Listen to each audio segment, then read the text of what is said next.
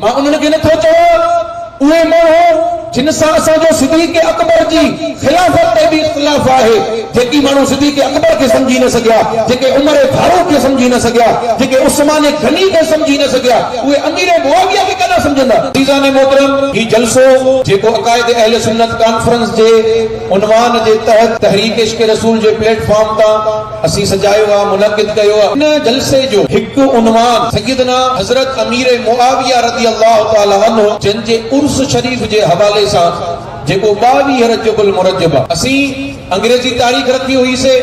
पर अल्लाह ताला जी ज़ात बरकात मेहरबानी फरमाए करे सिंधी जेका तारीख़ आहे उहा बि साॻी बीहारे छॾी ऐं अॼु 22 रजबुल मुरज्जब जी